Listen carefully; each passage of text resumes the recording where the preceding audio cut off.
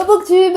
Parlons des livres que j'ai lus au mois de mai. Les Eden tome 1, Indigo Ridge. Elle devait faire respecter la loi, pas tomber amoureuse du suspect numéro 1. Et encore moins après ce qui s'est passé cette nuit-là. Whistler vient de devenir chef de police. Elle veut faire ses preuves, gagner le respect des autres. Mais sa première erreur, une nuit avec Griffin, le fils de la famille Eden, la plus puissante famille de la ville. Puis maintenant, une femme est retrouvée morte et tout ramène à la famille Eden. Et plus elle enquête, plus elle se rapproche du suspect dangereusement. Lui, il pourrait la briser, la tuer, l'éliminer. Ce tome 1 te plonge dans un univers avec cette enquête, tension entre les deux, j'ai vraiment adoré. Dis-toi que j'ai tellement adoré que j'ai foncé pour lire le tome 2. Et c'est parti pour le tome 2, Jean Perhill. Elle a tout quitté. Un bébé dans les bras, zéro plan. Et là, il ouvre la porte. Nox, Knox, je sais pas comment ça se dit, on va dire que c'est Nox, voilà l'écriture.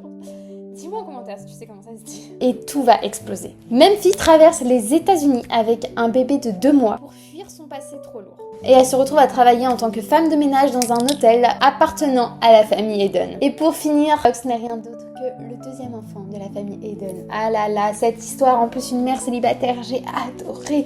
Nox est un personnage hyper complexe et un passé très compliqué. Et Memphis, elle a du courage, c'est vraiment une femme, une battante. Elle exprime tous ses doutes, toutes les questions que tu pourrais te poser en tant que mère célibataire. Et juste, j'étais plongée dans l'univers, il est tellement bien. J'ai tellement hâte de lire le tome 3 qui sort en juin, il me semble. Et heureusement qu'il n'était pas sorti avant, parce que sinon j'aurais passé mon temps à lire cette saga. Ensuite, je suis repartie sur mon autrice que j'aime bien, Elsie Sliver, sur le ranch de Ruby Creek, le tome 1. Gagné à tout prix. Je connais mon amour pour cette autrice, j'aime sa plume, j'aime ses cow-boys. Il dirige un ranch au bord de la faillite. Elle veut juste prouver qu'elle est la meilleure entraîneuse. Il lui lance un défi. Et elle le relève. Et là, elle découvre le cheval qu'elle va devoir dompter. Vang est à la tête de ce ranch. Et entre scandales et rumeurs de triche, sa réputation est dans la boue. Sa seule chance de redorer le blason de son entreprise, gagner le derby.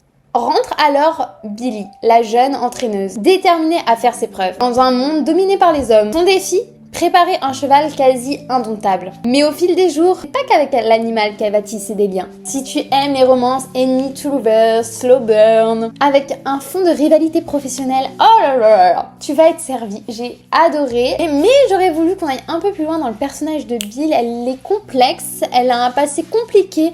Et je trouve malheureusement qu'on est passé un peu trop en superficie dessus, mais juste des étincelles entre les deux. Et j'ai hâte de lire le tome 2, surtout que c'est sur Violette Eaton. Enfin, nous allons avoir l'histoire de la fille de la famille Eaton. J'ai passé un bon moment, tout allait très bien. Et ensuite, j'ai pleuré toutes les larmes de mon corps à cause de Keeping Flushing. Juste, tu connais cette saga, tu sais qu'à chaque tome, c'est des montagnes russes d'émotions, mais c'est pas grave. Keeping 13, c'est sur l'histoire de Johnny et Shannon. Ils sont tombés amoureux au pire moment de leur vie à tous les deux, surtout à Shannon quand même. Maintenant, ils doivent juste essayer de survivre à ce que la vie leur réserve. Johnny n'est plus la star qu'il était à suite à une blessure qui l'a brisé mentalement et physiquement. Il n'arrive pas à oublier Shannon. Shannon, elle essayait juste de protéger ses petits frères et ses secrets de famille. Mais le numéro 13 arrive à percer ses murs et réveille un espoir qu'elle pensait mort depuis longtemps. Cette histoire entre Johnny et Shannon va te bouleverser, va te retourner et va te foutre des baffes à chaque chapitre. Et mais juste, oh là là, c'est un plaisir.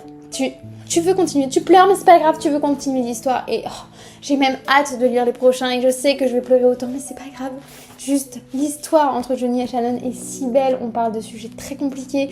Entre des violences dans un foyer sur des enfants, du blessure mentale, physique, de harcèlement scolaire, enfin vraiment tout y passe. Et la reconstruction des deux personnages, t'as coupé le souffle, donc si tu ne l'as pas lu, juste fonce. Et regarde-moi cette beauté, il n'est pas magnifique? Retournons à un peu de joie avec mon petit chouchou numéro 3. Est-ce que j'ai besoin de te préciser que j'adore cette saga et que chaque tome est un 10 sur 10? Non, je ne pense pas. Là, nous allons avoir l'histoire de Kai. Kai, c'est une star, c'est un père célibataire, un lanceur incroyable au baseball. Et elle, c'est Myler. Myler, c'est la fille de l'entraîneuse, une chef pâtissière renommée et qui est libre pour l'été. Et ce Kai a un gros problème, il vire toutes ses nounous parce que en même temps, toutes ses nounous ont plus envie de s'occuper du papa que de l'enfant. Sauf que là, c'est la fille de l'entraîneur, techniquement, pas le choix.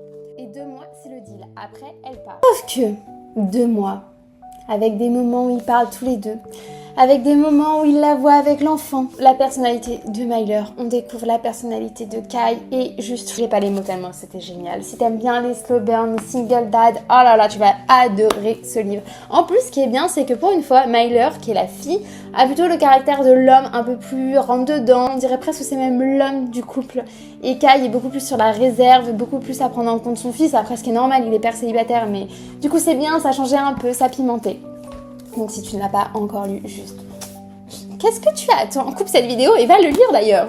J'ai hâte du prochain tome qui est sur son frère et là on va avoir le droit à une trope de mariage arrangé, fake dating. Je m'étais pas rendu compte mais pour ce mois-ci j'ai quand même mis 5 sur 5 à 2 tomes, ce qui est pas mal pour un mois de mai. Enfin on verra, j'espère que là pour la prochaine liste j'aurai aussi des coups de cœur. En tout cas je la commence lundi, ma liste pour le mois de juin. Enfin en tout cas n'hésite pas à t'abonner si tu veux continuer à avoir des vidéobooks. Moi en commentaire si tu as lu ces livres, s'il y a un de ces livres qui t'intéresse. En tout cas si jamais tu veux que je fasse des vidéos sur une thématique spéciale, n'hésite pas à me le dire en commentaire. En tout cas, moi je te fais des bisous pour une prochaine vidéo book.